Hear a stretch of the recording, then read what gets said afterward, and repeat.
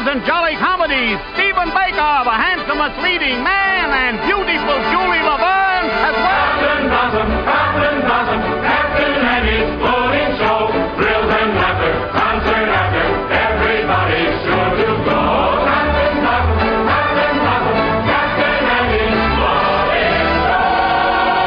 Thrills and laughter,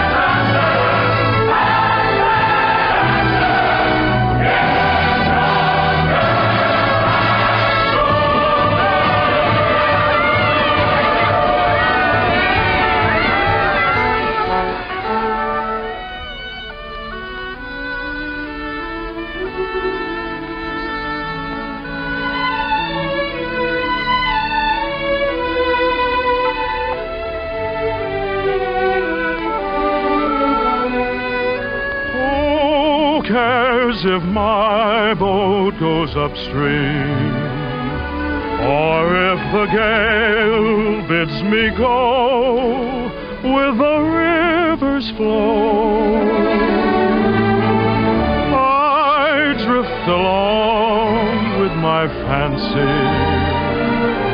Sometimes I thank my lucky stars. My heart is free, and other times I wonder, where's the mate for me? Hello. How do you do? Are you an actress? Oh, no, but I'd give anything if I could be. Why? Well, because you can make believe so many wonderful things that never happen in real life. Well, if you like to make believe one thing, why can't we make believe we know each other? The game of just supposing is the sweetest game I know. Our dreams are more romantic than the world we see. And if the things we dream about don't happen to be so, that's just an unimportant technicality. So the cold and brutal fact is, you and I have never met. We need not mind conventions, P's and Q's. If we put out a practice,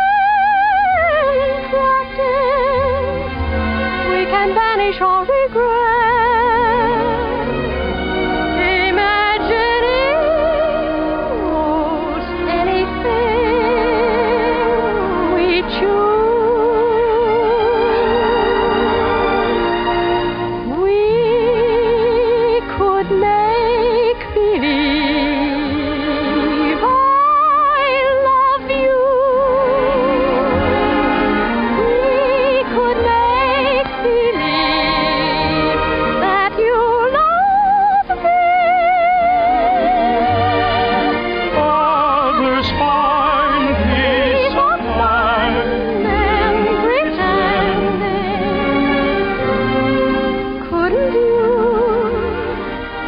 Couldn't I? Couldn't we?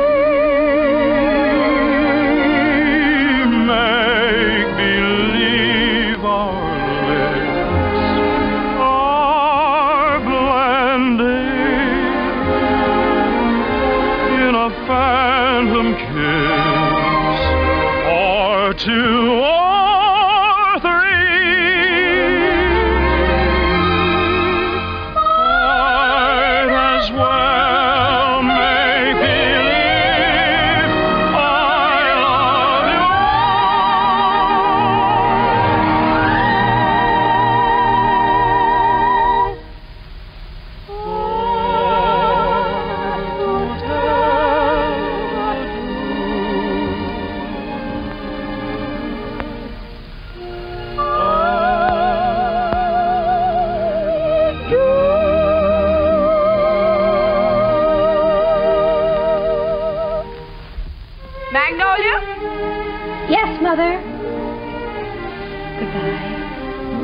if I see you again.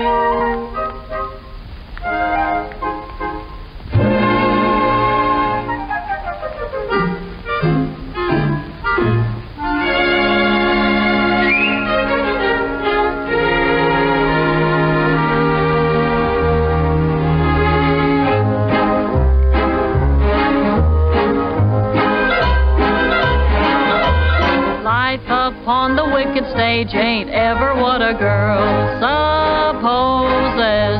Stage door Johnnies aren't raging over you with gems and roses. When you let a feller hold your hand, which means an extra beer or sandwich, everybody whispers ain't her life a whirl. Though you're warned against a ruining your reputation, when you played around the one-night trade around the great big nation, wild old men who give you jewels and sables only live in Aesop's fables.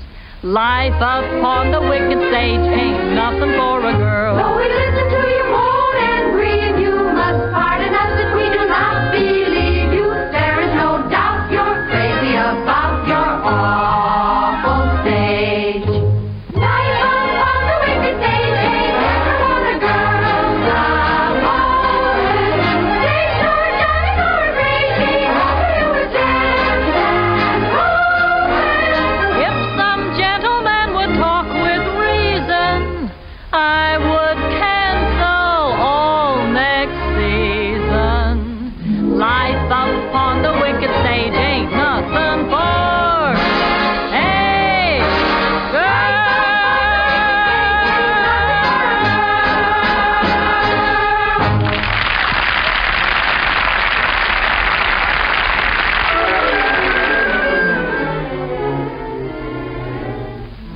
Oh, listen, sister, I love my Mr. Man, and I can't tell you why. There ain't no reason for me to love that man.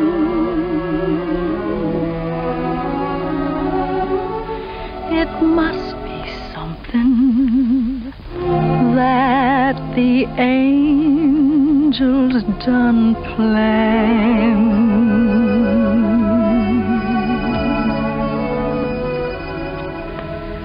Fish gotta swim, birds gotta fly. I gotta love one man till I die. Can't help loving that man of mine.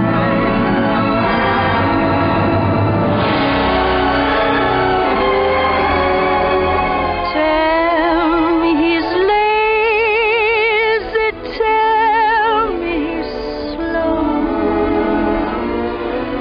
tell me I'm crazy, maybe I know. Can't help loving that man of mine. When he goes away, that's a rainy day, but when he comes back, that day is mine.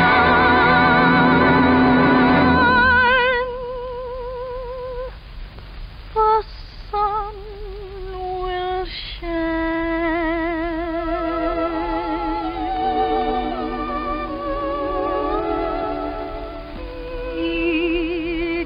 come home as late as can be.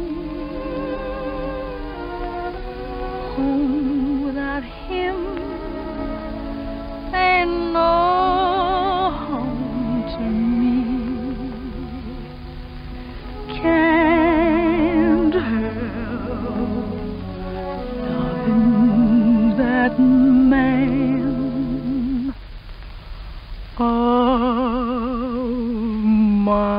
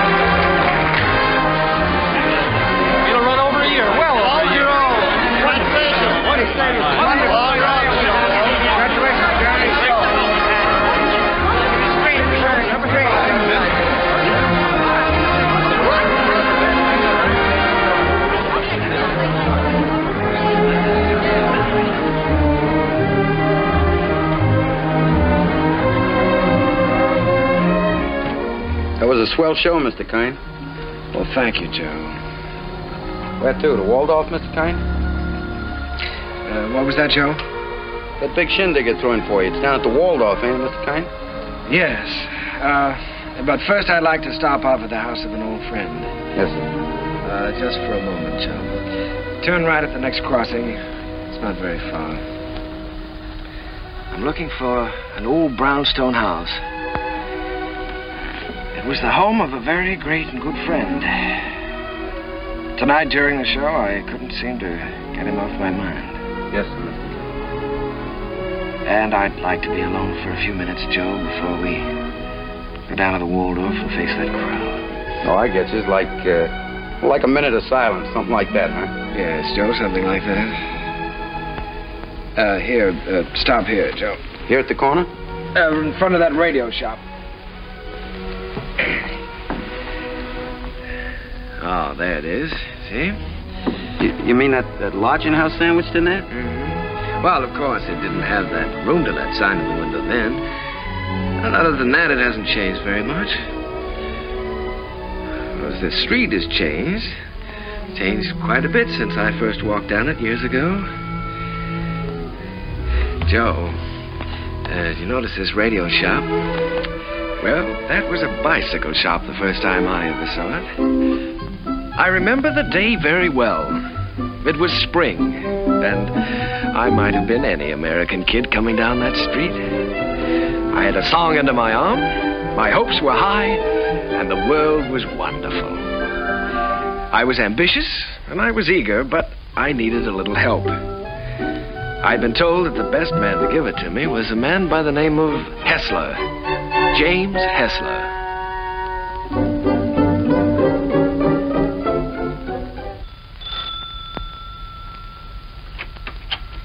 Come in.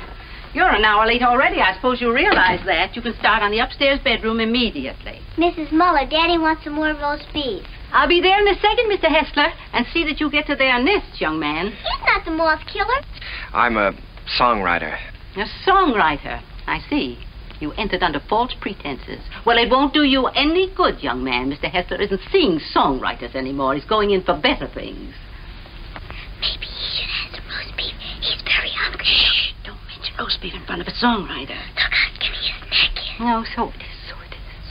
You feel like you're going to fall down and faint, don't you? Dear. Well, you can come in for a while. Can't have people fainting in the house, not even songwriters. Thank you. Come in, come in.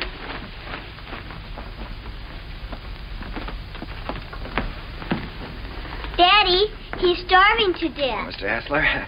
Mr. Max. Yes, I know. Mr. Max Dreyfus of the Harms Company sent you.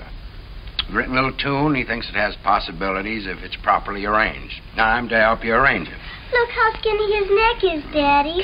Why, he said that, He told you that I was the greatest arranger in America, and I should give you a few lessons. Oh, my friend, he's right. There's only one catch. I've given up arranging. I'm through dressing up silly little tunes for girl shows and beer halls. I'm going to write some real music for a change. Oh, here, Mrs. Set it down here. The trouble with you songwriters is all you ever think about is making money. Here, sit down, have some roast beef. Oh, well, no, thank you. Go ahead, sit down. No, you never think of doing anything big, anything worthwhile, like Brahms or Puccini. No, don't sit down there, please. It's Mrs. Hessler's place, rest her soul. We always keep it set for her. Oh, I'm sorry. Yeah, sit down here. No, all you fellas want to do is write sugary little tunes and make a lot of money. Did you ever hear Beethoven's Eroica? Or Mozart's Jupiter? Didn't they do something to you? Great heavens, doesn't genius touch you fellas at all? Daddy's a genius. Yes, Daddy's a genius. No, my friend, in 3 weeks I'm going to England where I can work. I have some peace and quiet. No mushy little melodies to be fancied up for public consumption. I'm going to write a symphony. Daddy's going to write an opera just for me. Here, go ahead, eat up. Maybe it'll give you some gumption. Well, I'm terribly sorry, Mr. Hessler. I had a big lunch with Mr. Dreyfus just before I left. It was roast beef, too.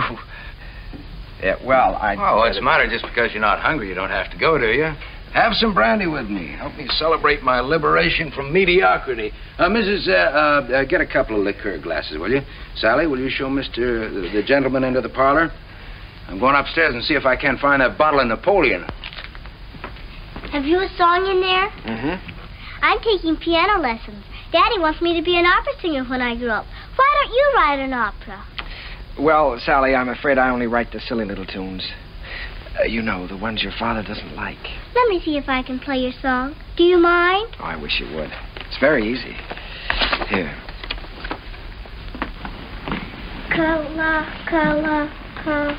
What's the name of the song? Kahlua.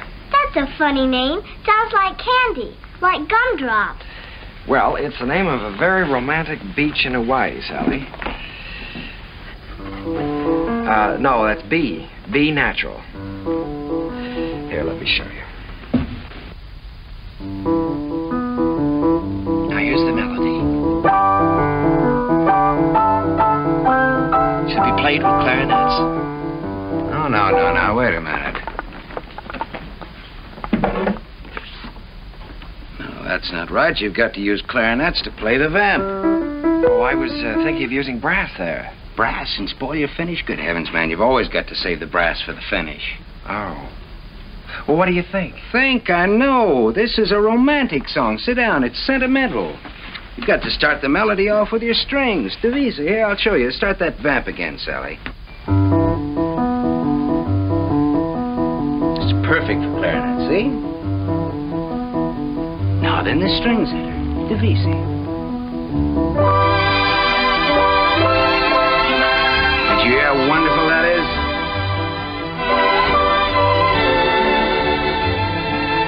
Now then, add trombones. Muted trombones. That's great. Can't you just hear that? Sally?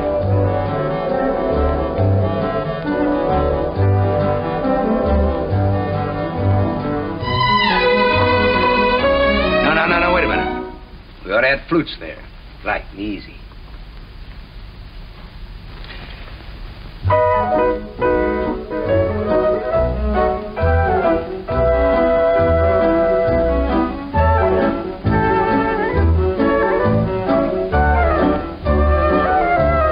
Now then, add your brass. Your strings, too.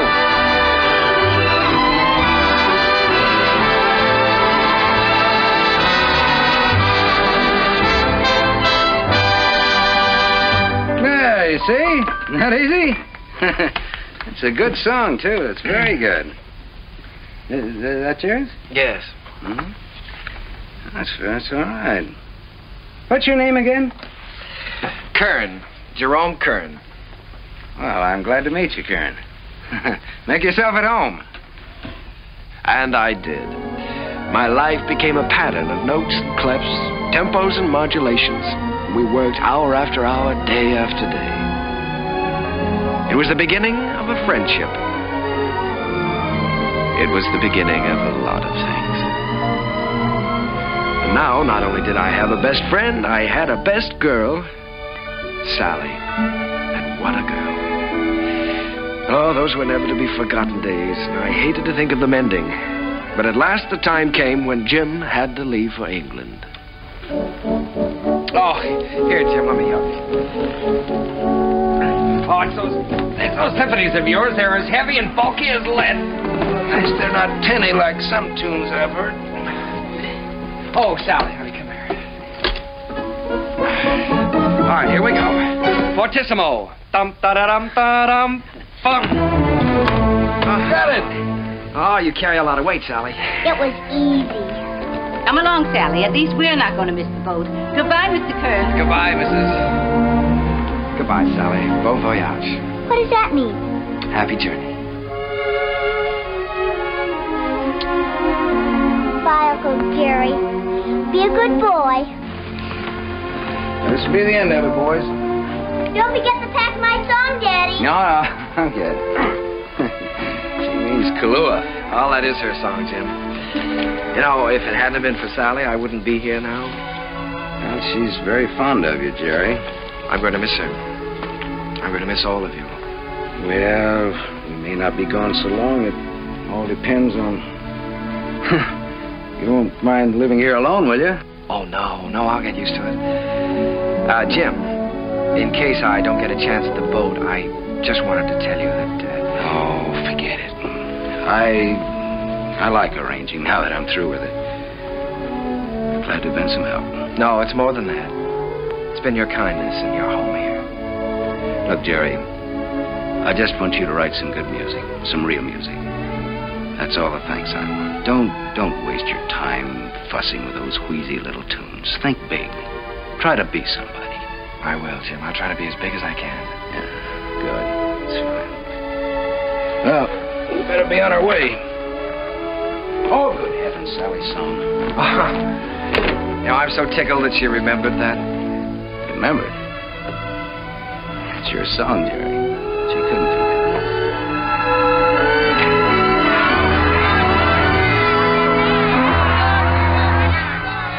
I stood there watching that boat pull out of the harbor, and I was lonelier than I'd ever been in my life. I walked through the days that followed, from office to office, theater to theater, always getting the same discouraging answer. The big hits were all English or European, and the local talent just didn't seem to have a chance. Broadway was closed to an American. From 23rd Street to Times Square, they were all playing Follow the Leader. And the leader was Charles Frohman. A moment. He's with Keller. Cecil Keller, the English composer. Mr. Frohman's not interested in American songs at the moment. He's leaving for England in a few weeks. Good day. How do you do? My name is Kern, Jerome Kern. Oh, yes. How do you do, sir? I see you have the deeds with you. Mr. Frohman's very anxious to see them. Deeds?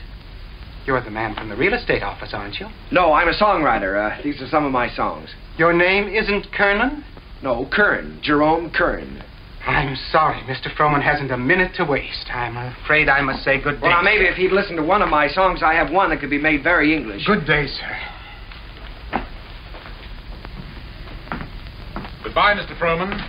Goodbye, Mr. Keller. I'll see you in London soon. I'll call you when I get there. Thank you. I'll be waiting for your call.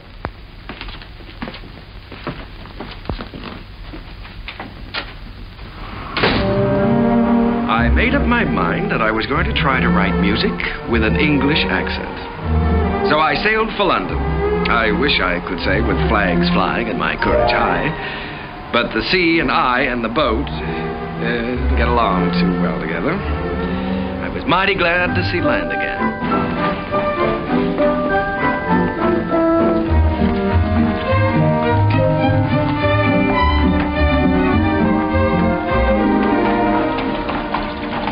Excuse me, could you tell me where Mr. Hessler lives? Hessler? We have a Wesley and we have a Smith. No, Hessler. Mr. Jim Hessler. Uncle Jerry! Sally! Oh, honey, it's so good to see you. We didn't know you were coming. Well, I didn't know I was myself. Daddy will be so glad to see you. Come on, we live right over there. All right. Oh, Sally, you're getting prettier every day. I'm a music teacher. Yeah. Well, the tables are turned. American songwriter invades England. That's pretty good, Jerry. No, it's daring, very original. You're thinking big anyway. It's a chance I'm taking, Jim. So you've gotten a little skin here, haven't you? Hmm? I haven't been getting enough roast beef lately, I guess. Jerry, I look at you sitting there, and it's just hard for me to believe you haven't been here all the time. Thanks, Jim. It's sort of like being home again. How was the symphony coming along? All right? Oh, well, yes, I'm still in the note-making stages. Of course, I always believe in making plenty of notes. It's kind of like planting seed. One day they start to grow, and then, before you know it, lo and behold, your symphony's all written. Uh-huh. Simple and easy, hmm? Not as difficult as writing those silly little tunes. Well, no, it's the quiet here that does it, Jerry. Peace in this place is just so thick that you can float on it. It's a rustic pastoral. Wait a minute, now, answer that telephone. Oh, the doorbell. Will you get the door, please? You've got to do something about that. Yeah. No, there's a picturesque pastoral. Hello. Who? Sometimes they're on backward. I can't. She's waiting for a piano lesson, sir. Oh, Mr. Edwards. Yeah, put him on. Come, Sally. It's time for Hello, George. When, my little sonny? Fine. I don't want to. Tomorrow? I'll be glad to. I'm not going to have a lesson. For dinner, good. Hester, you behave yourself. All right, I'll be there. Bye-bye. George Edwards. The producer? Yes, he wants me to come up and sit in on a rehearsal of a new show. I don't want to take that piano lesson. Uncle Jerry's here. You've got to talk to your daughter. I can't do a thing with her anymore. Well, this is Uncle Jerry's first day here, and I shouldn't be made to take lessons. Should I? Should I, Uncle Jerry? Well, I think you should have one day off, maybe, huh? That's the end of her. There was some hope for her until her Uncle Jerry arrived. Now she's spoiled for good and all. Come, we get ourselves a cup of tea. You know, Sally, I'm inclined to agree with you. I think Uncle Jerry's arrival does call for a celebration. Now, what'll it be? London or the fair? Oh, the fair, Daddy. Please, the fair. All right. The fair it is.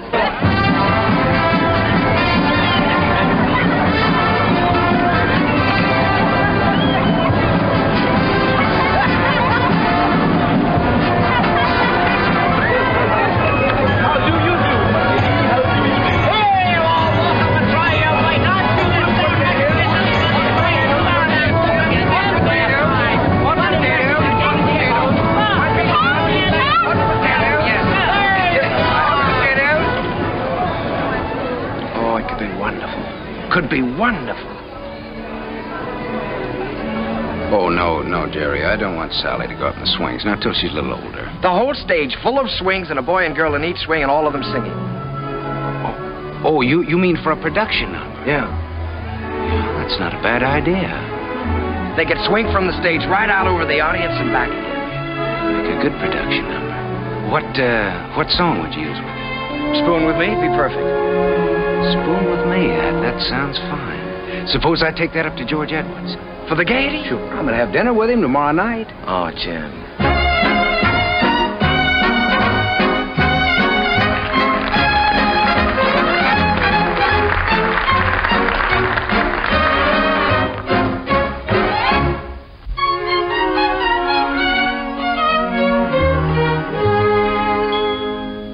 I don't know why I am so very shy. I always was demure. I never knew what silly lovers do. No flirting I'd endure. In all my life I never kissed a man. I never winked my eye. But now at last I'm going to break the ice. So how'd you like to try? How'd you like to spoon with me? I'd like to. How'd you like to spoon with me? Well, rather. Sit beneath an oak tree, large and shady. Call me little Tootsie Woodsy baby. How'd you like to wag and squeeze? Indeed, I would. Dangle me upon your knee. Have if I could.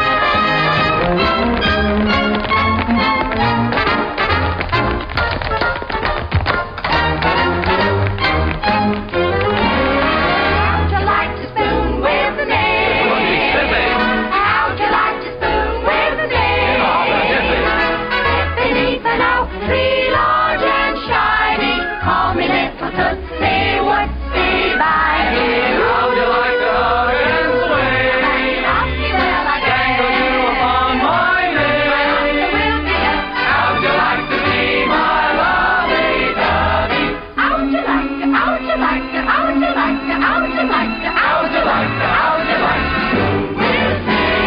How'd you like to spoon with me? On the daisy.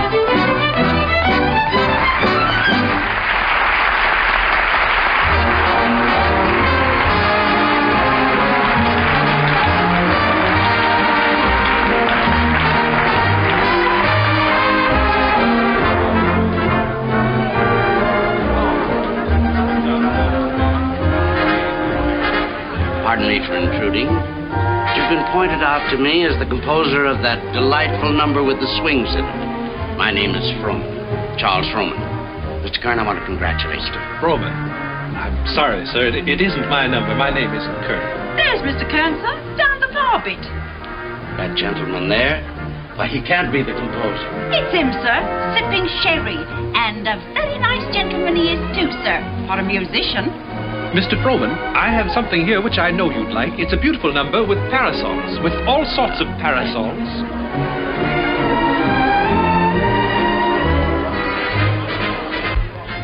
Mr. Kern? Oh, Mr. Froman, how do you do? I'm very glad to know you. Mr. Kern, I want to tell you I think your swing number is delightful. It has such beautiful English charm to it, really delightful. Oh, by Jove, Mr. Froman, that's rather nice of you. It's a pleasure to know you, Mr. Kern. You know, you fellas over here have a style all your own. As English as the scent of the May blossoms. Would you join me in a glass of sherry? Righto. Miss.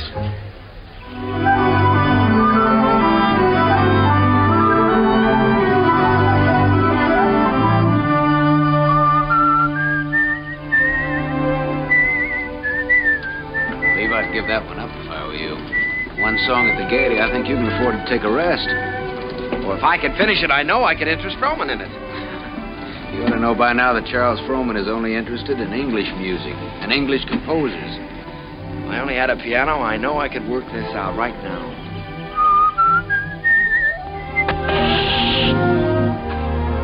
Flat. Well, it looks like you do have a little work to do. That town we passed wasn't very far back, was it? No, not very. Well, let me take your bike, and I'll go back and see if I can borrow a repair kit. No, I think I'd better go. I can talk with the natives better than you can. Well, let me do it. I can use my accent on them. That's just what I was afraid of. No, you wait here and whistle yourself a little tune till I come back. Make sure you can find this place again. I'll find it.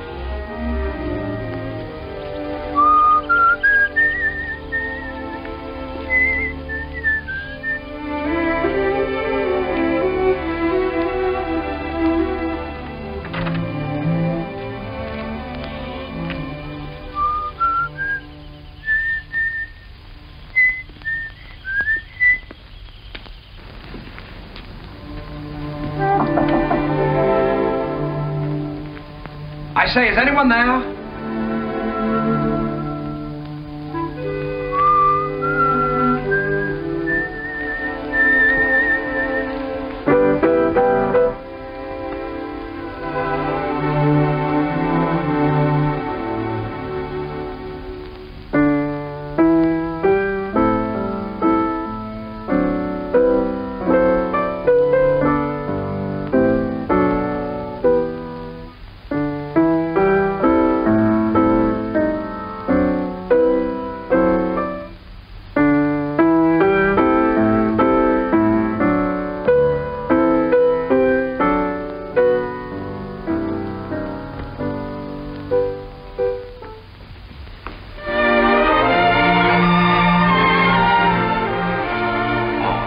How do you do?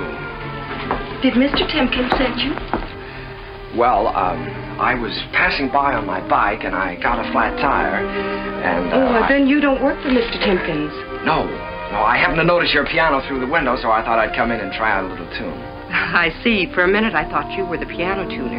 No. Well, I'd better go before the owners... what do you do here? Gardening? A little. Oh. Well, I don't know whether anybody's told you, but for a working girl, you're very pretty. Thank you. You're an American, aren't you? Yes, I'm a songwriter. As a matter of fact, that song I was playing as you came in was mine. Did you like it? Oh, you wrote it yourself? Sure. Oh, I write lots of songs. Maybe you've heard this one.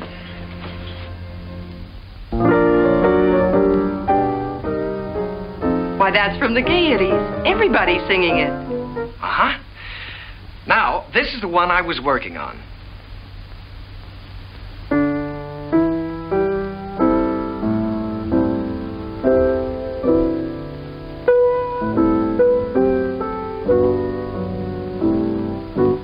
That I'm going to try to place with the Gaiety, too. Of course. I would if I were you. Don't you believe I wrote these songs? Tell me, when you compose, do you always break into people's houses to borrow their pianos? Oh. All right, I'll tell you what I'll do. If I place this with the Gaiety, I'll send you tickets and you can come and see for yourself. Will you? I'll tell you when I get the tickets. I beg your pardon, miss, but your mother would like to speak to you. She's in the upstairs sitting room. Thank you, Katie. I'll be right up. Well, I'm terribly sorry. But I still wrote those songs. And I'll still be waiting for the tickets. Will you? Wonderful. I won't forget.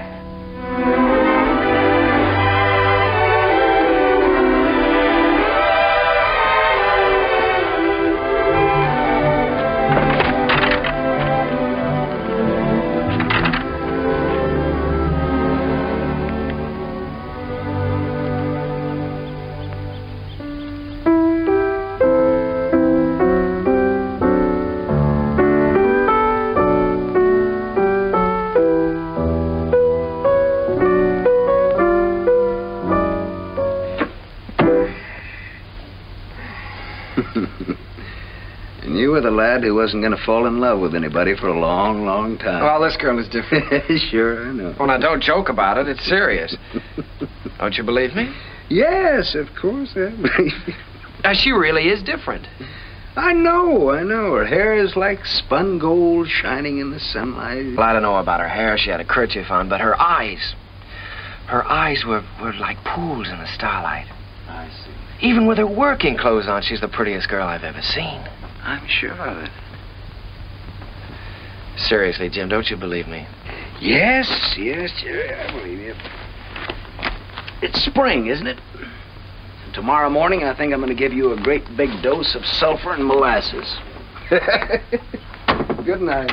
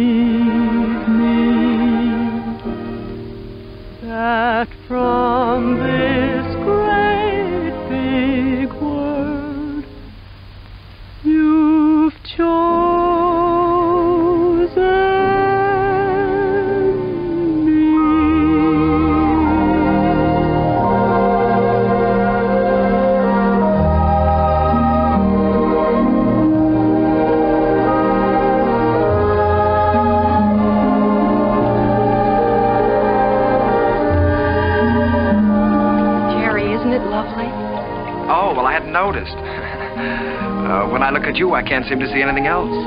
Oh, writing songs again. Perhaps we better stop and have lunch. All right. You can move in under those trees there. Isn't it a beautiful day? Beautiful. Now, let's see. You've seen Westminster Abbey and the Tower of London, and you've seen Buckingham Palace and Hampton Court. Maybe there's something I can tell you about this place. Eva, let's drop the history course for a while. Do you mind? Not that it isn't interesting, but, well, there are a few things I'd like to know about you, too. Well, all right. What would you like to know about me? Oh, just the ordinary things. Things you like and things you don't like. And where you went to school, and who was your first beau, and, oh, what you want out of life. That's a tall order. Where shall I start? The things you like. Oh, I guess I like what everyone likes. I like books and picnics and dancing and music. What about musicians? Oh, certainly musicians. And what do you want out of life? Oh, I guess again what everyone wants. Happiness. Have you ever given any thought to getting married? Why, of course. Doesn't everyone? Are you set on any particular type of man? I have been at different times. When I was 16, I desperately wanted to marry the star cricket player at rugby. And now? Now? Oh, now I don't really know. Except that he must have a sense of humor, and he must be kind, and he must be intelligent and good company. And of course, he must love me very much. Well, I know somebody with at least one of those characteristics. Someday I'll tell you all about it. Oh, good afternoon, good afternoon, good afternoon. And how have you been this afternoon? Well, I'll tell you how I've been. I've been looking. Never mind. You feel wonderful. You feel great. How could you be otherwise after such a beautiful day? Tell me, my friend, how is your knowledge of English history? English history. Did you know that London happens to be the largest city in the world? Yes, I know that. Did you know that within the county of London there are 14 road bridges that cross the Thames? Now, there's the Waterloo. There's You don't say. Sounds dull, huh? Well, it's far from dull, my friend, when your history teacher is as beautiful as all the sirens of history put together. Did you know that all the swans on the Thames belong to the King of England? No, fancy that. And the male swan is called a cob. Well, what does that get? And did you know that when you walk into Hampton Court, you're walking right straight into history? Oh, my dear friend, you have so many things to learn about England. Have you ever heard of a man named Charles Frohman? Frohman? Well, now that's a familiar name. The face escapes me. How can you talk about Frohman when I'm talking about love? Oh, so that's been the theme of this little dissertation. Yeah. Well, I'm glad you informed me. Oh, that's all right. Because the next time Frohman's office calls, I'll tell him that you're too busy to be bothered. Yes, you tell him that I'm too busy.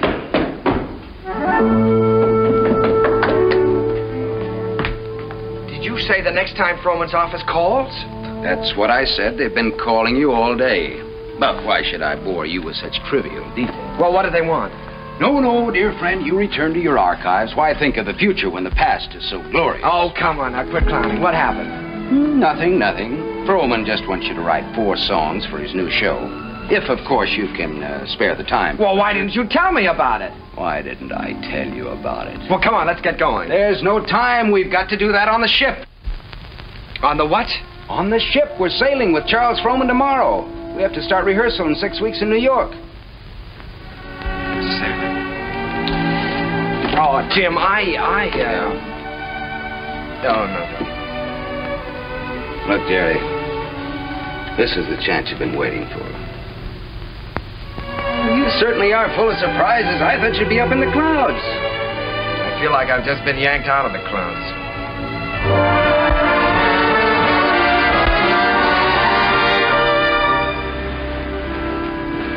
Jerry, aren't you coming down for lunch?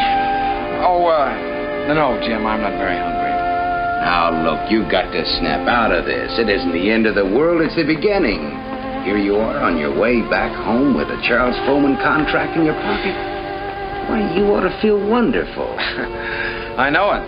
That's what I keep telling myself. You go back to England. If I just could have seen her once more. Jerry, it was all we could do to catch the boat. You couldn't help that.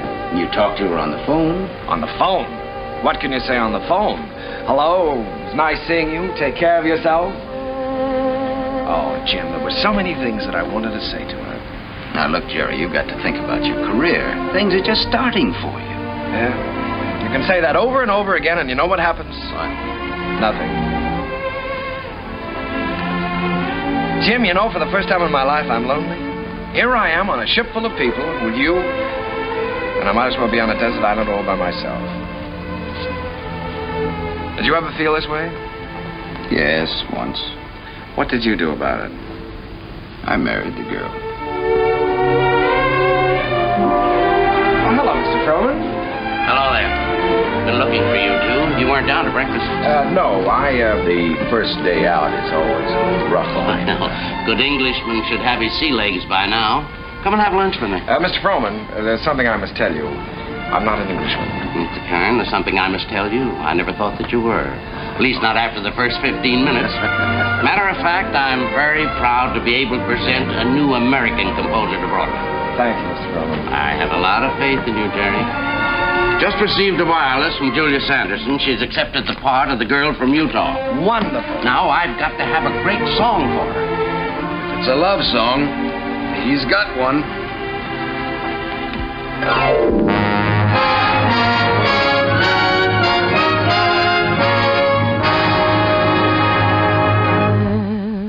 When I told them how wonderful you are,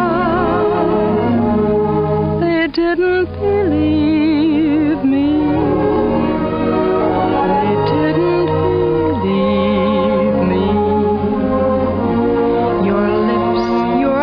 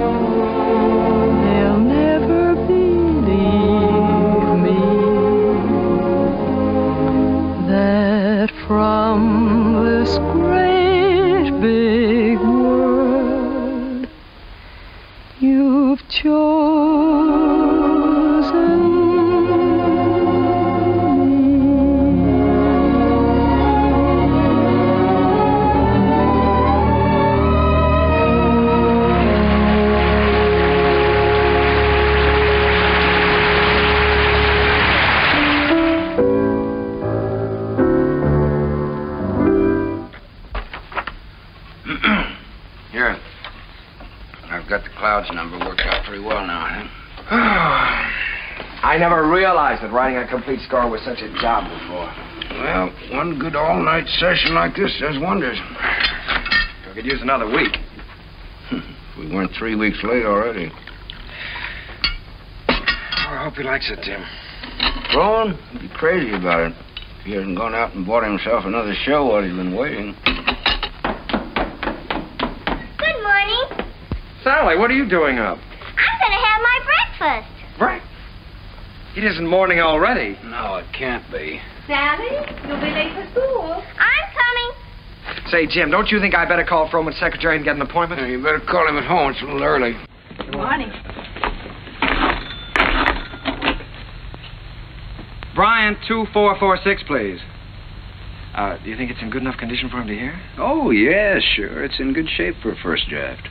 Hello, this is Kern, Jerry Kern. Mr. Froman was expecting me to call today about an appointment. He's leaving for England. Well, but he promised that he was going to listen to my show, Oh Boy, for his next production. Sales today. Oh, all right, thanks. Well, that's it. He's going over to buy himself another English show. Well, he can't. No? No, he can't. We worked like dogs on this score, Jim. And I had all my plans made, too. After he bought it, I was going to jump the next boat for England. I'd forgotten about that young lady. Wait a minute. I've got an idea. My passport is still good. Why don't I take the same boat he's taking today? Wonderful. Get him on board ship and he can't get away from you. That's right. Then I can sell him the show. Wonderful. Then I can go and see Eva. Sure. You can get married. Well, you probably have to ask her first. Well, that's an idea. Well, I'll go and phone the steamship company. Right. I'll go back. Driver, you think you can make it all right? If we get a break in traffic and the old engine holds out. Oh, Uncle Jerry. Jerry, come on now. We've only got a few minutes. Jerry, if you want to miss that boat, come on here.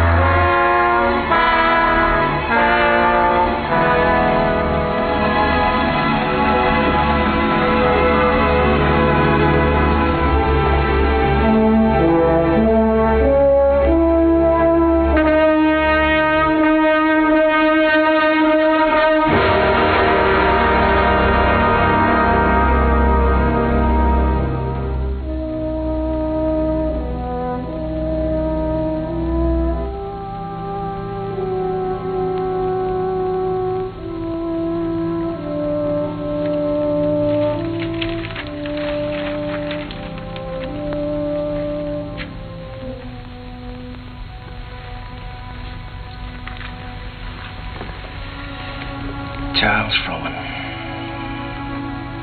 It's like watching an era crumble in front of him. The theater's gonna miss him. Yeah. You were very lucky to miss that boat, Jerry. Seen Max around? Oh, hello, Jim. Victor? No, I think he went over to Comstock and Elliott's. What a terrible tragedy. Yes, that's unbelievable. Jerry and I were just talking.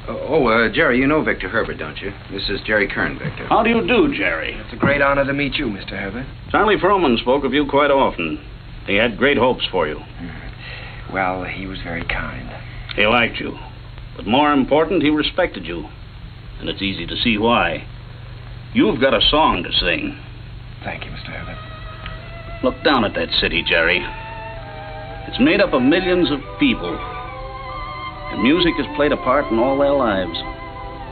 Lullabies, love songs, hymns, anthems. Must be pretty wonderful, Mr. Herbert, to realize that people you don't even know and never will know are singing your songs, and all of them asking for more of the Victor Herbert music. It makes me feel grateful, Jerry, and very humble. One of these days you'll find out yourself how it feels. What is it my publishers call me? The Dean of American Music. Well, I think you're going to be the next dean. One thing I must admit, you've got a better figure for it. Keep writing, boy. Don't let anything stop you. Good night. Good night, Mr. Herbert. Night, Victor. Good night, Jim. Good evening, Mr. Herbert. It's a deal, gentlemen. Congratulations. Comstock and Elliott are going to produce Oh Boy. Max just sent me over with the check. What's the matter? Aren't you fellas happy? Yeah, we're happy. Thanks. Turn out those lights again, will you, Ed?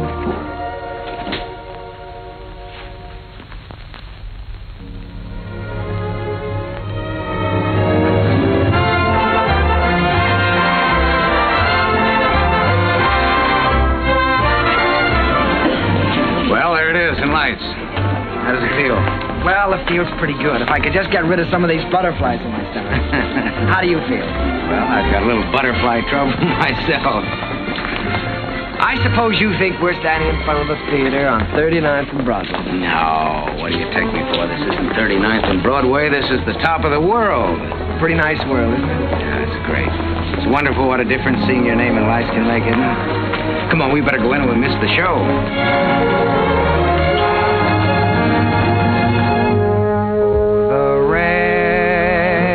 Comes a pitter-patter, and I'd like to be safe in bed. Skies are weeping while the world is sleeping, trouble heaping on our heads.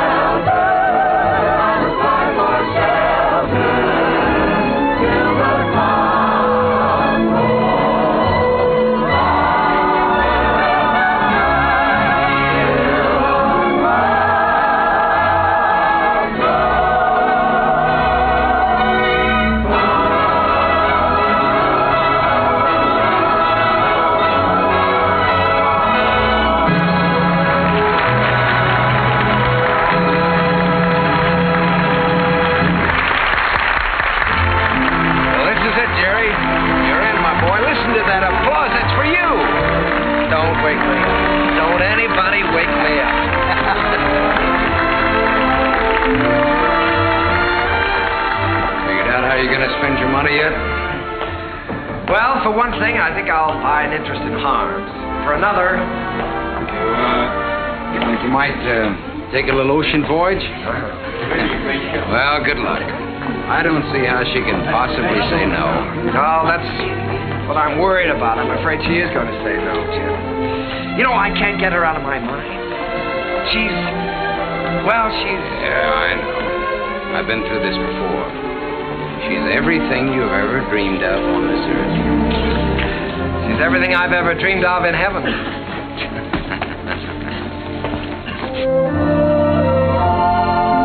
Oh, Jerry, let's stop here, shall we? All right.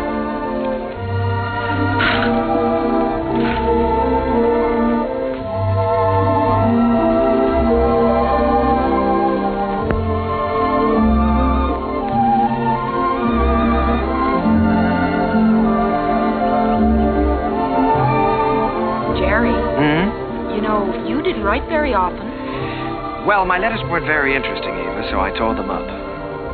As a matter of fact, you didn't write very often yourself. A lady doesn't correspond with a gentleman, unless it's a reason other than a personal one. Oh, well, now, doesn't that sound a little silly to you? No, it sounds altogether fitting and proper. Oh. Want to fight? A lady doesn't fight. Well, what does a lady do? Oh, you're impossible. Well, you're right. If I were you, I'd have nothing to do with me.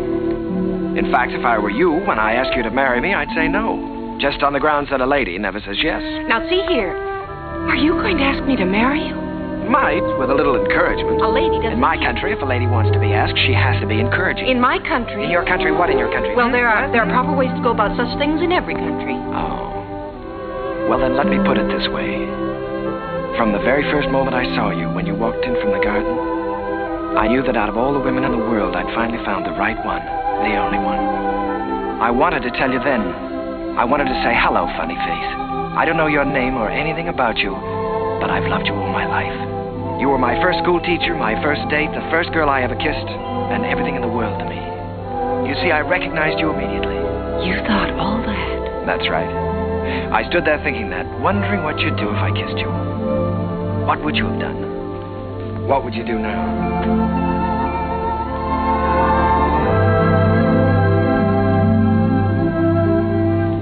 Will you marry me, Eva? Thank you so much. I'd love to. Hello, Mrs. Kern. Hello, my darling.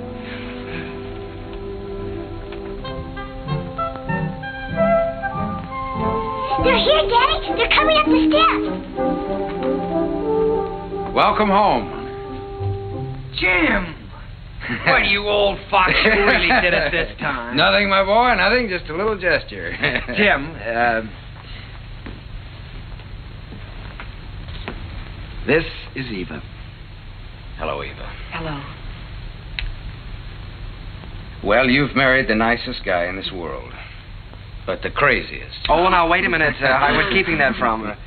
Isn't she sensational, Jim? Jerry. Honey, turn around and let him look at you. Oh, Jerry. Look at that hair and those eyes. Have you ever seen a woman like that in your life before? Only once.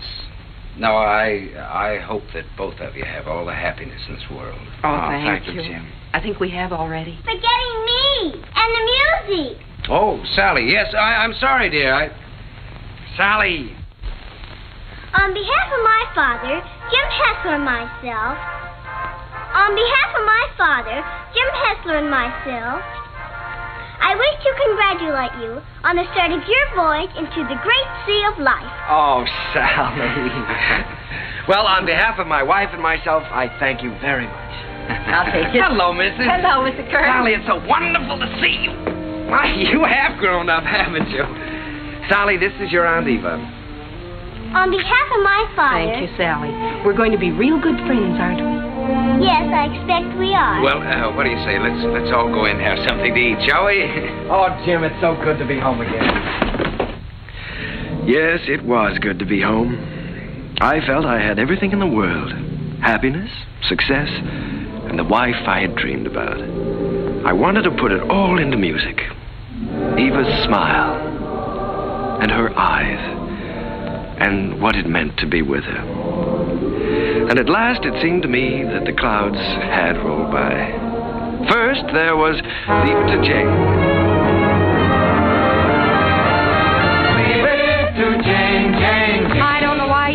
plot and plan for you. She is the girl with brains. I always try to do everything I can for you. No problem, you can wish on her, gives her a strain. She'll tackle gaily, a score or more daily. If something is on your mind, And I can see that there is not a dot of it. comfort you soon will find. Leave it to me, I will soon get you out of it. If you have started worrying, kindly refrain. And just hand over the whole thing to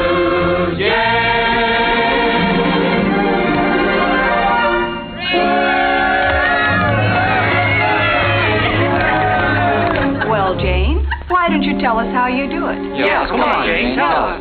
Oh, but it's really very simple. I just study up on the famous women of history. You mean like Lucretia Borgia? Well, no, not exactly. Listen. In days of old, beside the Nile, a famous queen there dwelt. Her clothes were few, but full of style, her figure slim and svelte. On every man that wandered by, she pulled the Theda Bara eye. And everyone observed with awe that her work was swift, but never raw. Like Cleopatra, if I could have my way. Each man she met, she wed and kissed, and she dozens on her waiting list. I wish that I had lived there beside the pyramid. For a girl today don't get the scope that Cleopatra did.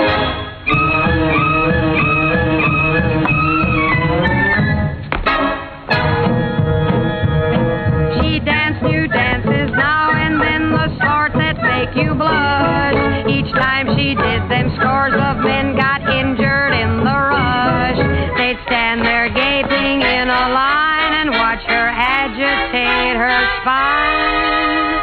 It simply used to knock them flat when she went like this and then like that. That dancing Cleopatra was always on the spot.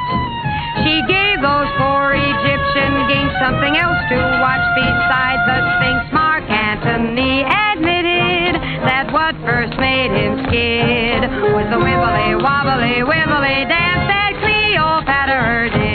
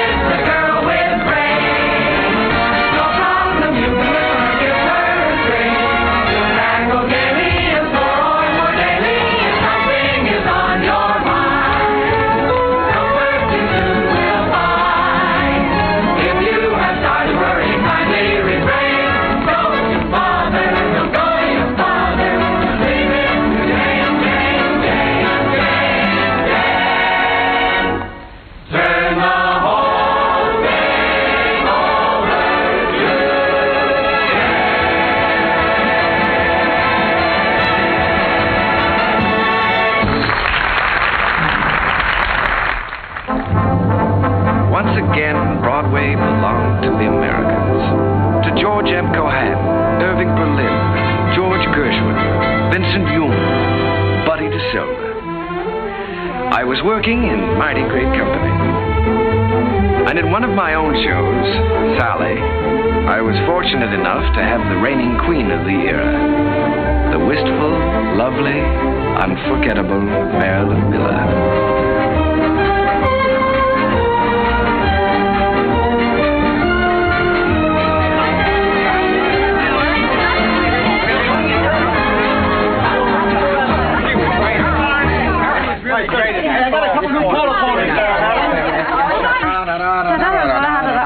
Thank you. Hazel, my dress. I have it right here. Oh, we're going to have to hurry. How's it going? My goodness. I'm nervous in mine. Did you see me quit? No, you don't have it. I see.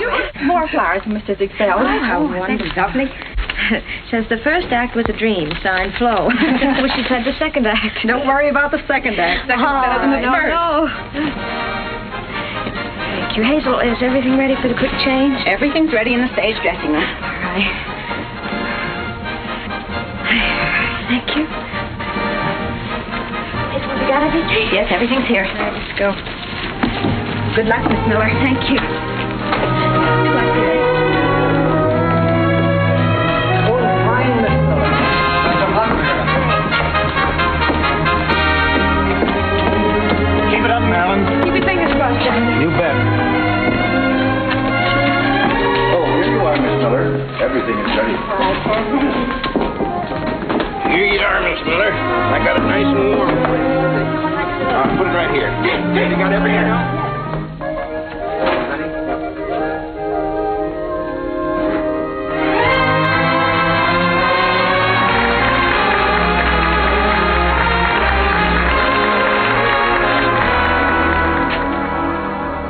As I wash my dishes, I'll be following a plan.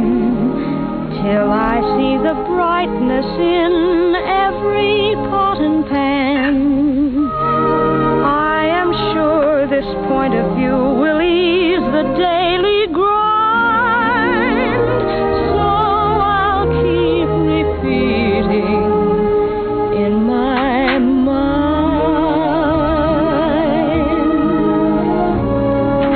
Look for the silver lining whene'er a cloud appears in the blue. Remember, somewhere the sun is shining, and so the right thing to do is make it shine for you. A heart full of joy and gladness will always banish sadness and strife.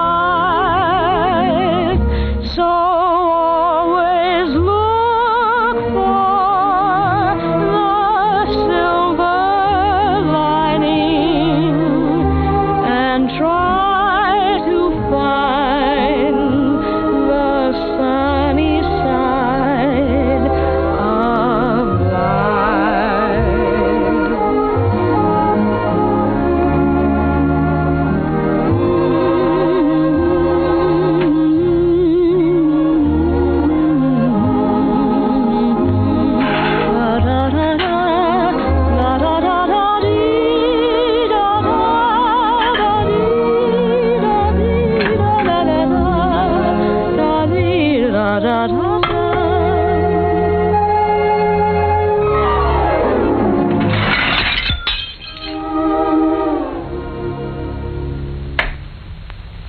So always look for the silver lining and try to find the sunny side of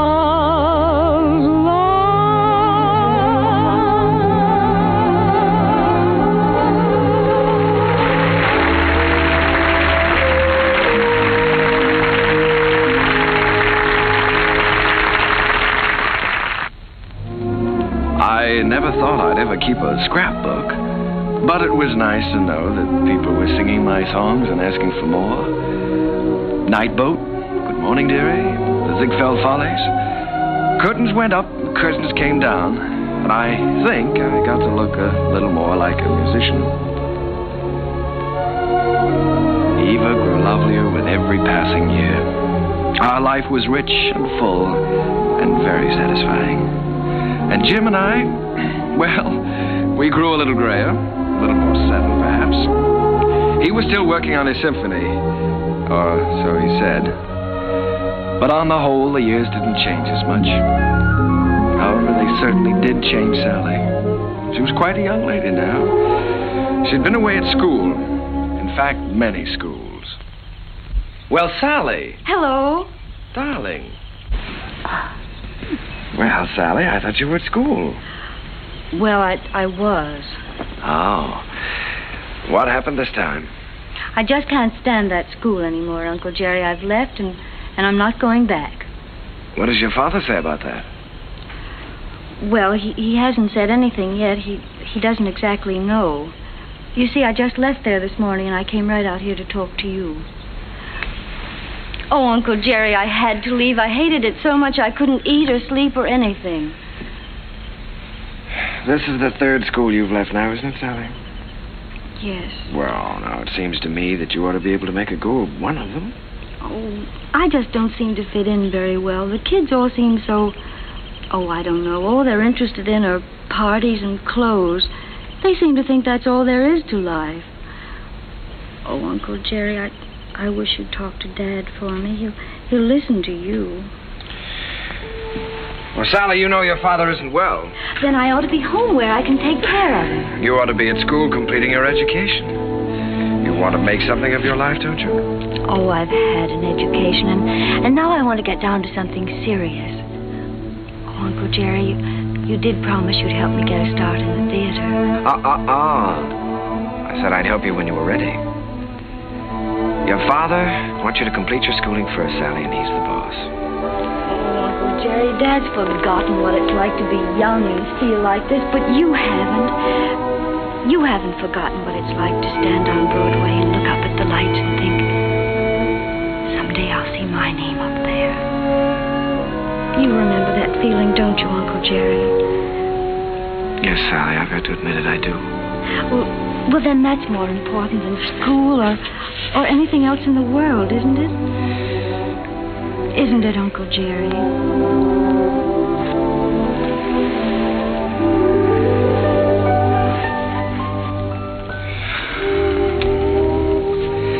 It's the third time, Jerry. Yes, I know. Maybe we shouldn't have made her go back before. After all, if she hates it so much. Oh, Jerry, you can't keep on running away from things all your life. It's time Sally found that out. Well, you can't live another person's life for them either, Jim. It isn't fair. Sally's grown up now, and I think she ought to be allowed to do what she wants to do. I want her to finish her education and get a chance to finish mine. I always said that any kid of mine was going to get the right start in life. Well, what's right for one person isn't always right for another, Jim. You know that. Jerry, the trouble with that girl is she's just plain stage-struck. She comes by that honestly enough, doesn't she? Remember how we used to pound the sidewalks and knock on doors? Nobody could stop us. Goodness only knows enough people tried to. Remember how thrilled we were when we finally realized we were in? So what right have you or I to interfere with Sally? Yeah. Well, what are we going to do, Jerry? I'd give her a part in Sonny. So cast. Part of Gwen hasn't been cast yet? Gwen, well, it's only one line. Gwen is going to have a song. The doctor's here, Mr. Hester. Oh, fine, Miss. Doctor, I'll be with you upstairs in just a minute. Good evening, Mr. Kerr. Hello, Doctor. You know, when you get to be my age, you start collecting pills. Well, Jerry, I hope that works out all right.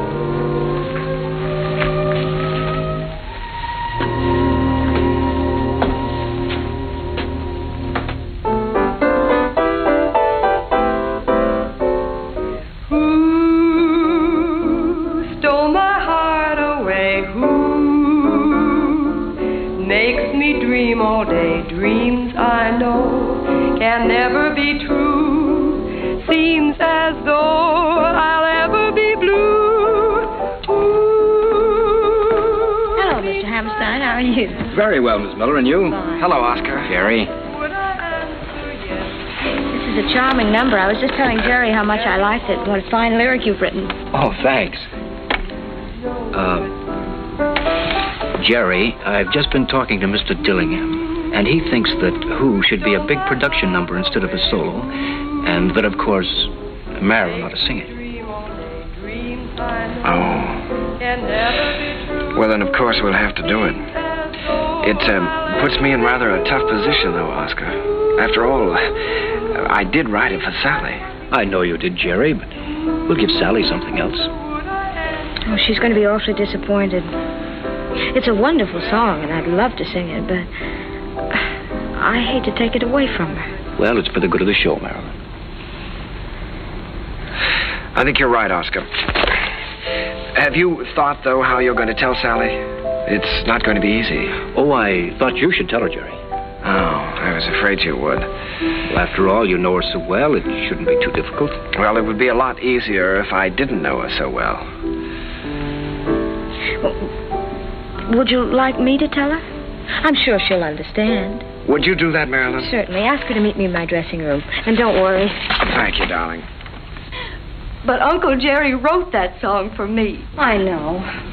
And I know how disappointed you must be, too. But, Sally, disappointments are part of the theater, and you've got to be able to take them. Well, the very same thing happened to me in my first show. I had to give up my song to the star. I think I felt pretty much as you're feeling right now.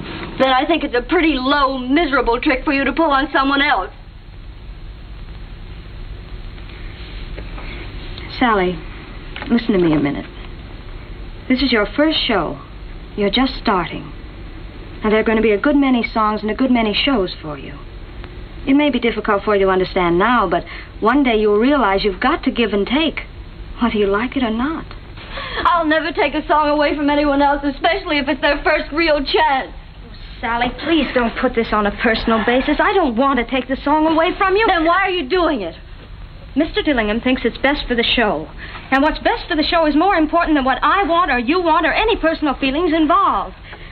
Don't you see that, Sally? Yes, I see it all right. You're trying to take my song away from me, and you aren't going to get away with it. Uncle Jerry wrote that song for me, and I'm going to sing it. I don't care whether you are the star. You're not going to take it away from me. Sally. She can't have my song, Uncle Jerry. Don't let her talk you into it. I don't care what happens. She can't have my song.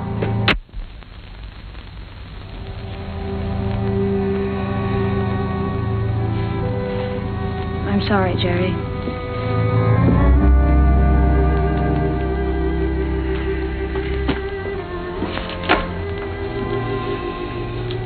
What is it, Sally? Am I still in the show, Uncle Jerry? If you want to be. You won't have a song, though. They took my song away from me, the song you wrote for me. Sally, there's a little thing called the good of the show. Apparently the show didn't seem very important to you this afternoon. Not important? You didn't care what happened to the show just so long as you got your way. The theater doesn't work that way, Sally. Nothing works that way. I learned something today. I suddenly realized that you're not ready for the theater yet. Not ready? No.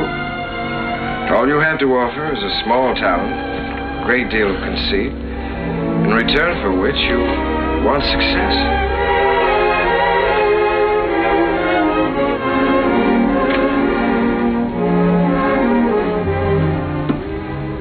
Sally, I've known you and loved you ever since you were a little girl. I couldn't love you anymore if you were my own child. But I must say this to you. You're not going to get anywhere in this life by using people. And until you realize that, you're not going to have the respect of anyone. Sally, I'm ashamed of you.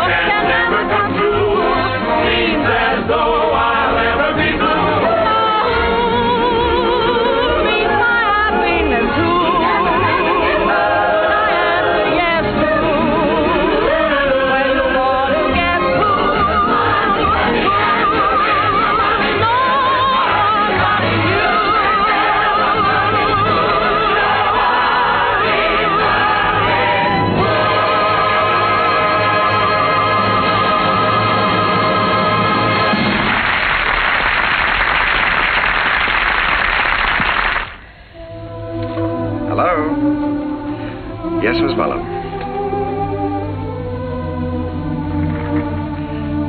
You sent for the doctor? Is Sally there? Oh. Well, you be sure he stays in bed, Miss Mullin. I'll be right over.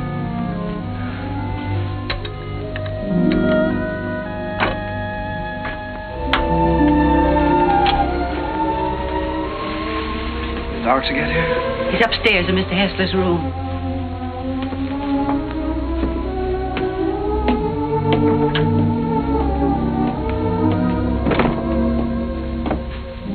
It's his heart. I wouldn't stay very long. Mr. Hessler could use a little rest.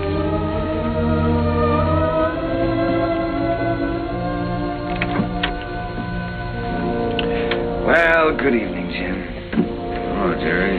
We missed you at the theater tonight. How are you? Sally's gone, Jerry. Yes, I know. Mrs. Muller told me. She didn't come down for dinner, so went up to her room.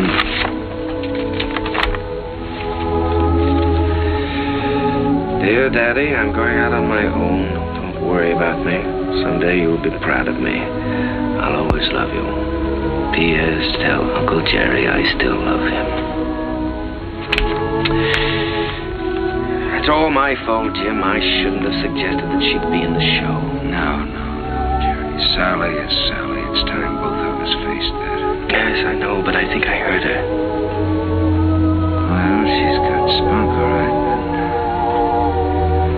Jerry, she's young. She's way too young to be out on her own. Well, now, look, Jim, don't you worry about this. I'll bring her back. I wish you'd do that. I promise you I'll try my utmost. Yeah, just as soon as you can. Good night, Jim. Why don't you get back into bed and get some rest? Yeah.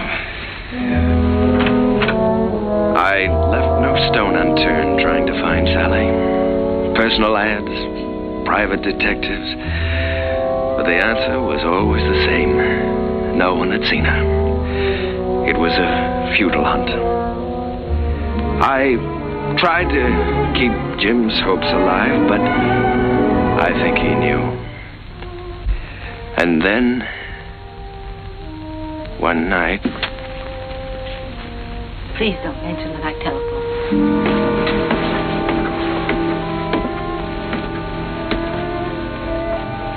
I think, Mr. Kern, you'd better go up right away. He's been asking for you.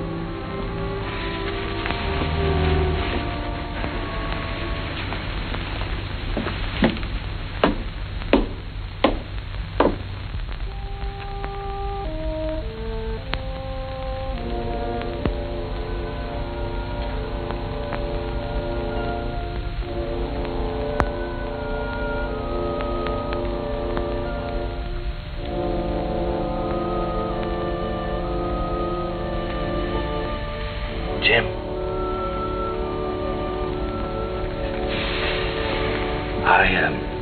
I was just driving by. I thought I'd drop in and say hello.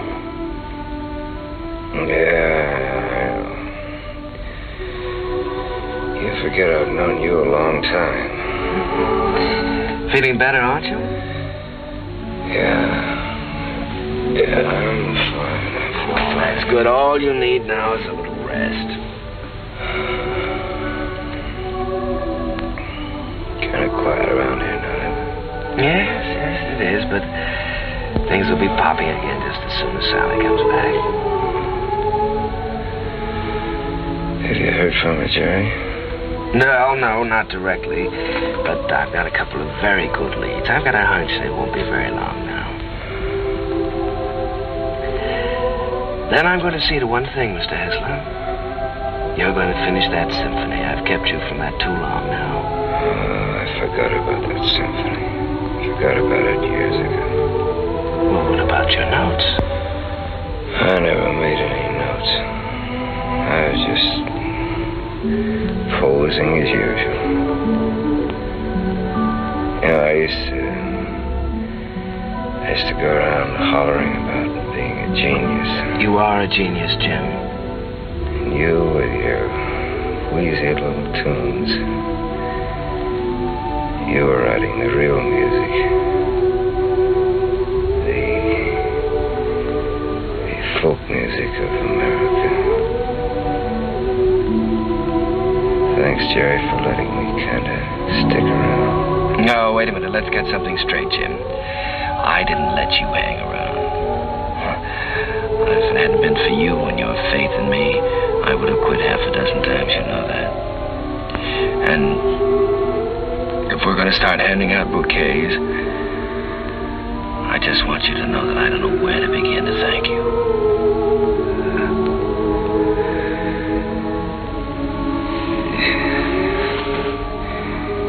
You're a great man, Jerry. It's been a privilege getting in on that music. It's been a lot of fun. Now, let's not talk that way, Jim. In a couple of weeks, you'll be back at that piano, screaming for more and more brass.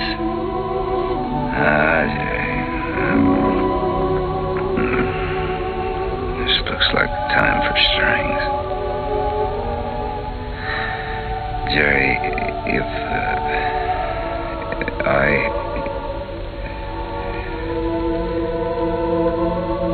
want you to look after Sally for me.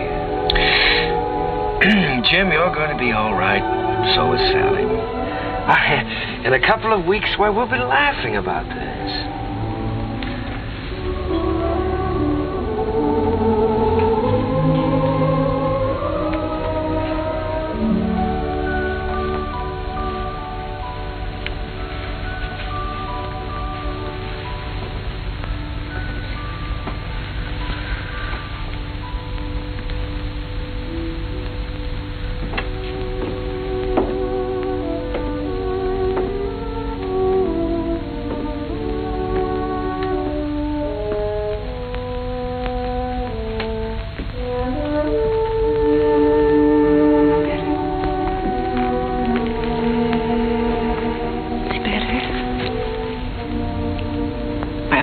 Some coffee.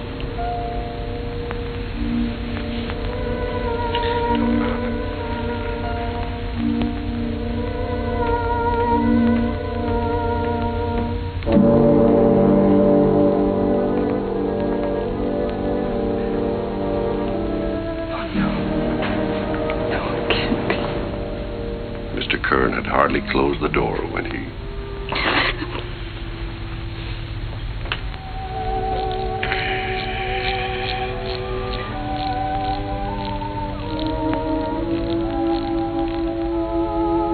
I was completely lost, completely helpless. Jim was gone, and I had failed him, was still failing him. I'd lost a world with Jim's passing, and everywhere I walked with ghosts, reliving lost hours, pacing a world of memories. I couldn't even think in terms of music. I began to feel that I might never write again.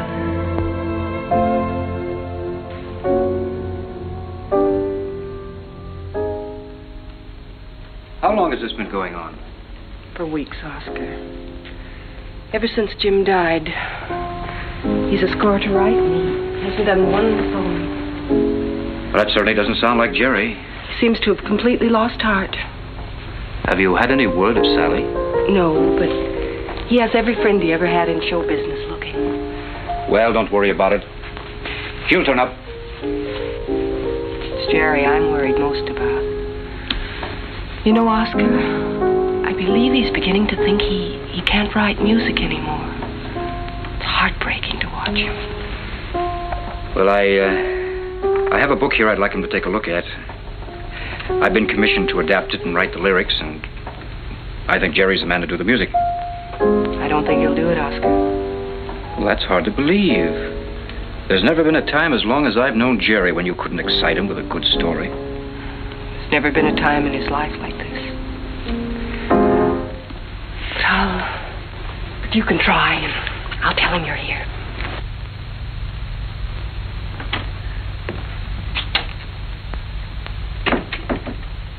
Hello. How's it going, dear? Oh, fine, darling, fine. I was just tinkering a little bit with the melody, but it's going to be all right. Of course it is. It is raining, isn't it? Jerry, Oscar Hammerstein's here. Oscar? Oh, darling, why didn't you tell me? Oscar, come in. Hello, Jerry. My goodness, it's good to see you. Won't you sit down?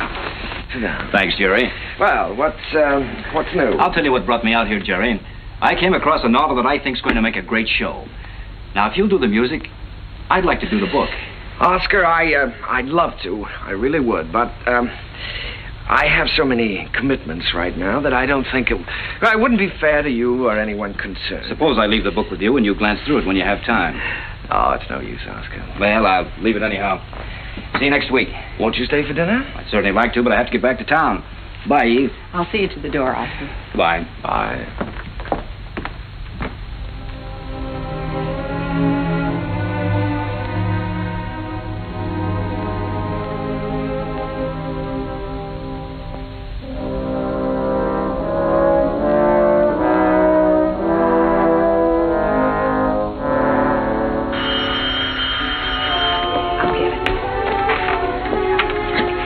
Hello? This is Mrs. Kern. Oh, just a moment, Mr. Kelly. Jerry, it's Arthur Kelly. He's got news of Sally. Hello, Arthur. Yeah. Oh, that's wonderful.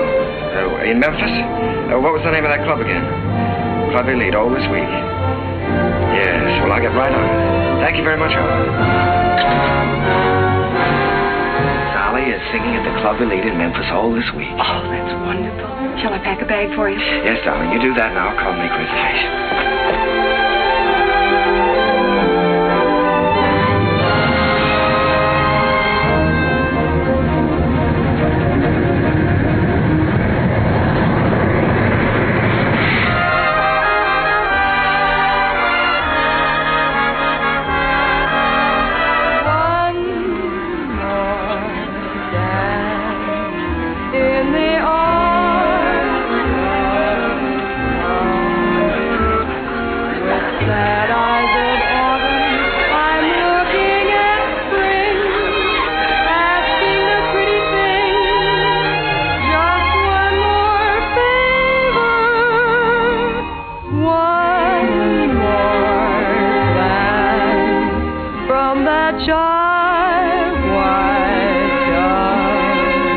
One more night, if you will. One more flight. One more thrill.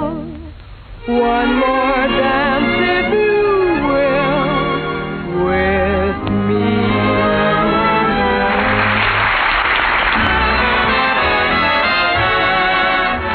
Will you dance with me? Oh, no, thank you. No. Go ahead and dance with us, No, Charlie. thank you. Go ahead.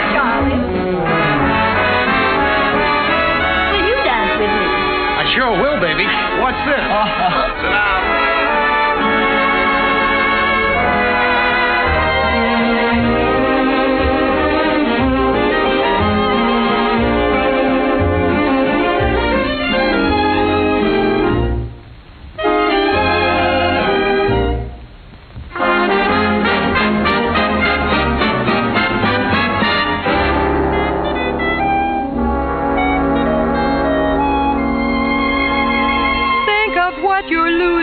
By constantly refusing to dance with me. You'd be the idol of France with me, and yet you stand there and shake your foolish head dramatically, while I wait here so ecstatically.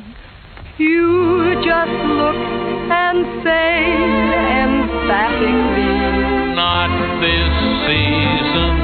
There's a reason I won't dance, don't ask me. I won't dance, don't ask me. I won't dance, madam, with you. My heart won't let my feet do things they should do. You know what? You're lovely. So what? I'm lovely. But oh, what you do to me. I'm like an ocean wave that's bumped on the shore. I feel so absolutely stumped on the floor.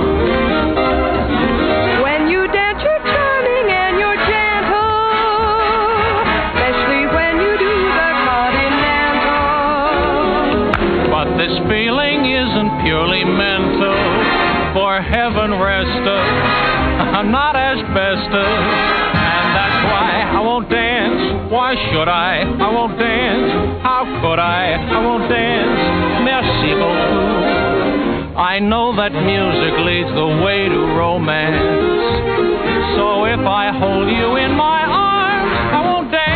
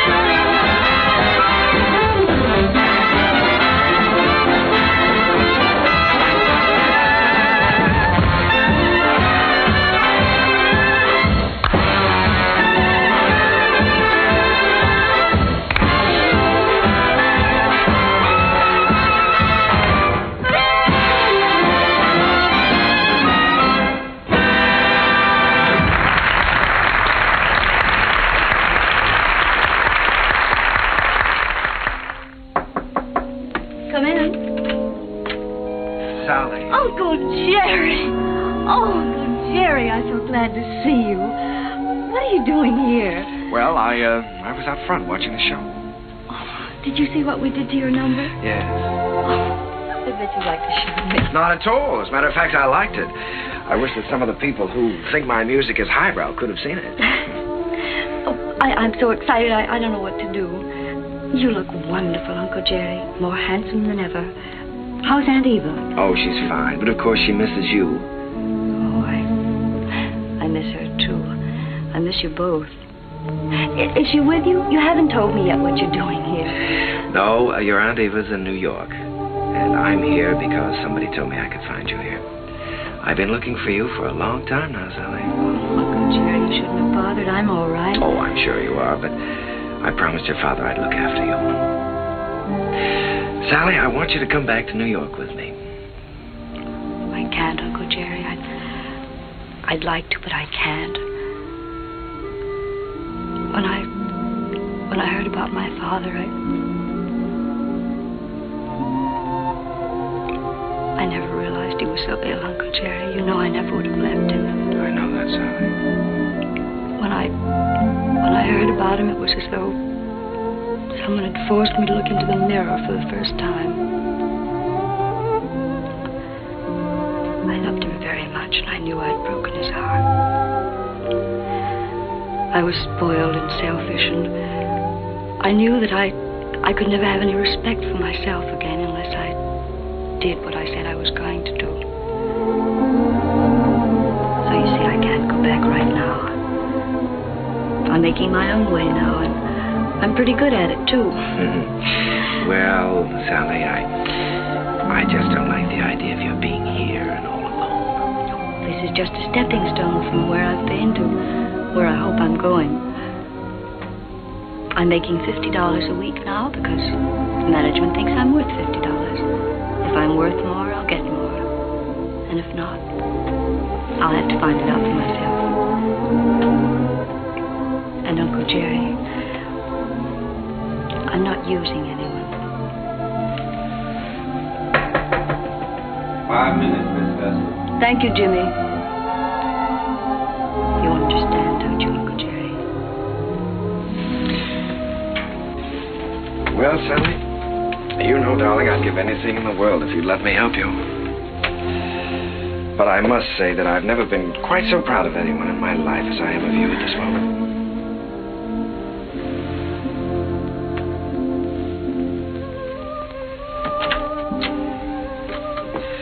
Good luck, darling.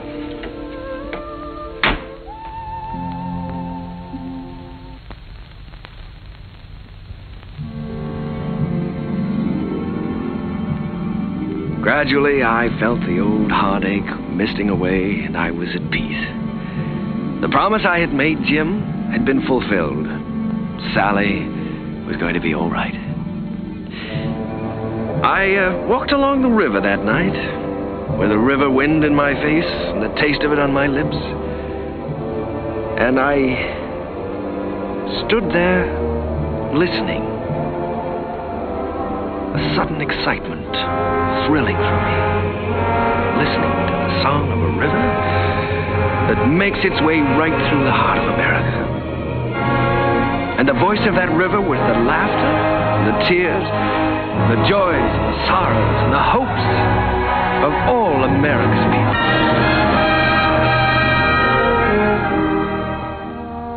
Well, Joe, that's my story. It's too bad Mr. Hessler couldn't have been there tonight, Mr. Kane. Oh, he was there, Joe. He'll always be a part of any music I ever write. Whatever happened to Miss Sally? Well, I don't know exactly. She's on her own now. Maybe I'm just getting tired or something, but ever since Jim's been gone, I feel like everything is sort of ending for me. Maybe my music is ending too, Joe. Ending? After that show tonight? Hey, I gotta get you back to the Waldorf. You got some bows to take.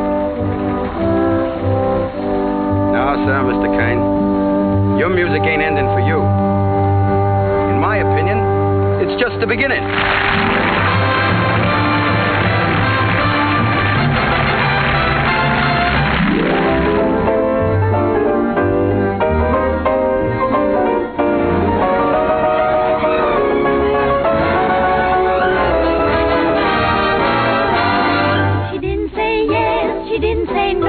She didn't say stay, she didn't say go. She wasn't so sure that he'd be good. She wasn't even sure that she'd be good. So what did she do? I leave it to you. She did just what you do.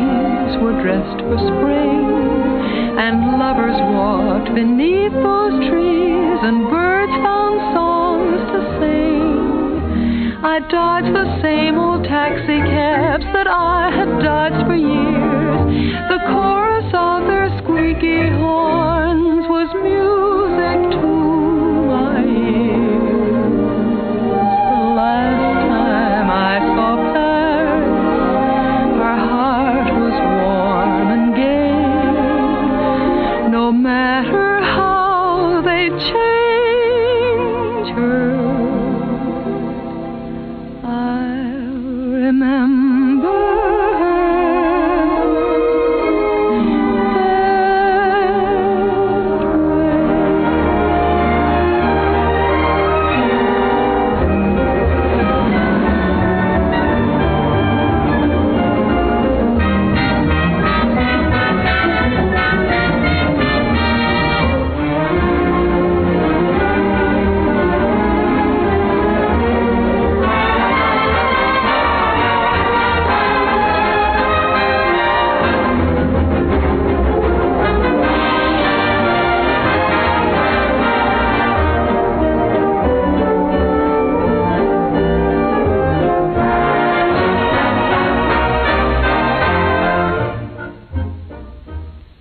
Do sit down, Mr. Kern. Oh, you sure we won't be in the way? Oh, certainly not. Not at all. Well, I can't get over this, Mr. Antibes. We certainly don't grow stages like this on Broadway. Darling, look at the size of that orchestra. Well, you have everything in the world to work with here. That's right, Mr. Kern. We've tried to give you the best of everything. Yes, that's so. What was the number you were going to do today? Well, we found an old song of yours that you did first in 1917, called The Land Where Good Songs Go. Oh, I'd almost forgotten about that one. We're using it as a frame for some of your other songs. What star is going to sing this? Well, Mr. Kern, as a matter of fact, we're trying out a newcomer. Oh, a newcomer. This girl did a test for us in New York, and it impressed us, so we flew her out here. She hasn't done much yet, but we have great hopes for her. Quiet! All right, girls. We're ready. Ready for a take. All right, let's try one. Places, please. Okay, Charlie. Hit the lights. Quiet! Okay, roll 'em. Action!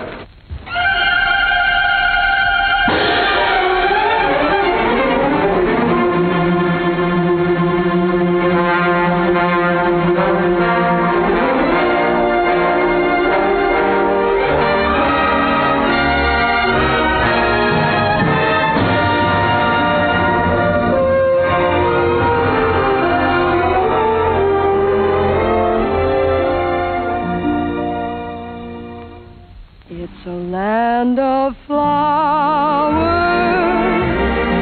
and April showers with sunshine in between, with roses glowing and rivers flowing amid rushes growing.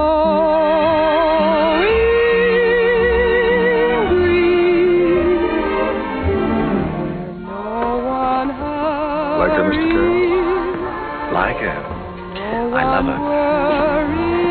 I'd rather hear her sing one of my songs than anyone else in the world.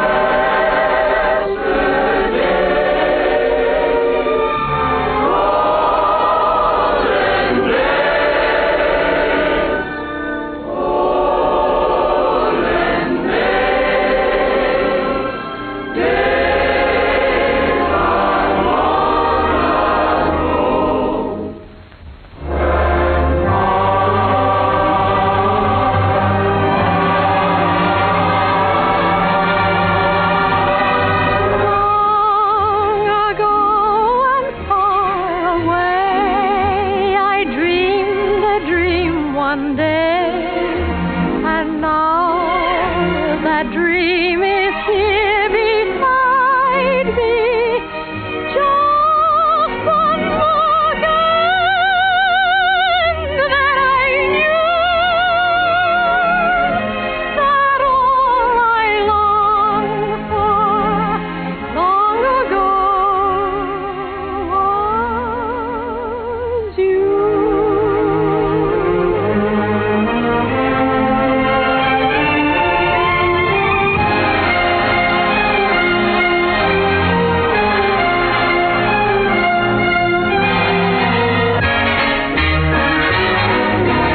fine romance, my friend.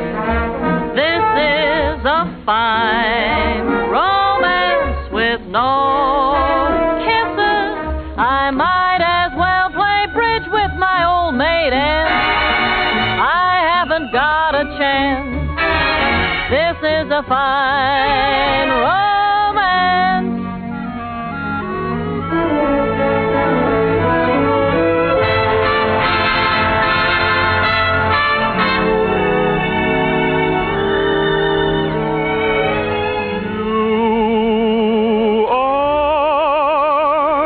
Promised kiss of springtime that makes the lonely winter seem long. You are the breathless hush of evening that trembles on the brink of a lovely song.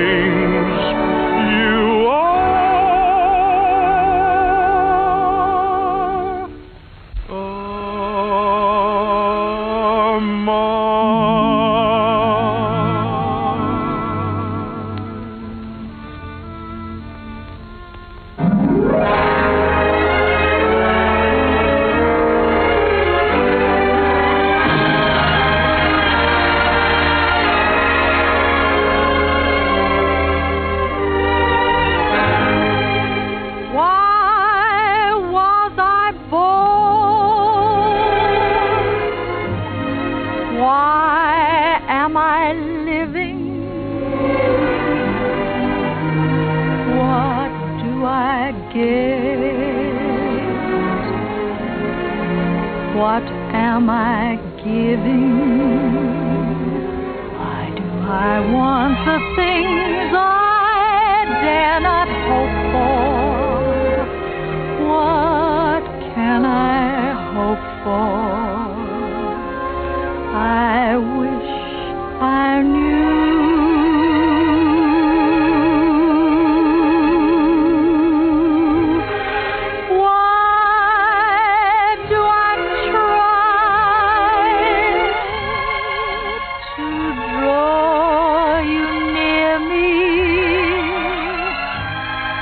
Why do I cry? You never hear me. I'm a poor fool, but what can I do?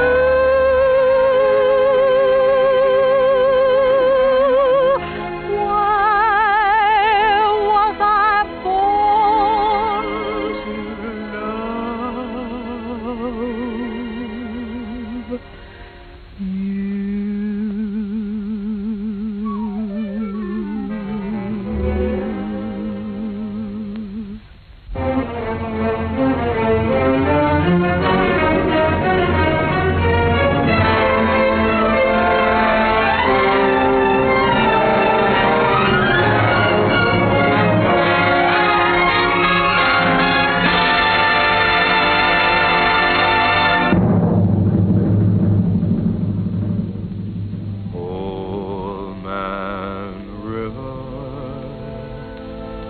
That old man river,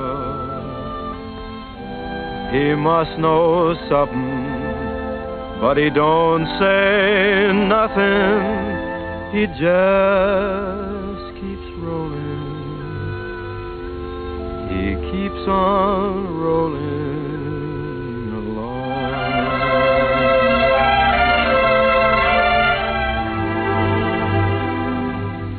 He don't plant taters, and he don't plant cotton, and them what plants 'em is soon forgotten. But Old Man River just keeps rolling along.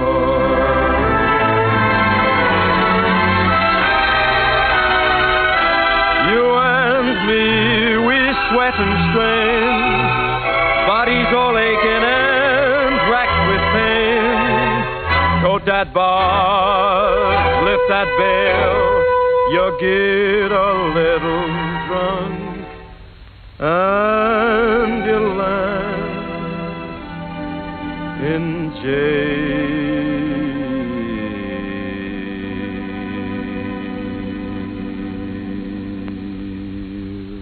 I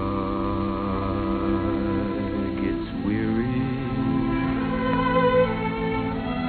and so sick of trying. I'm tired of living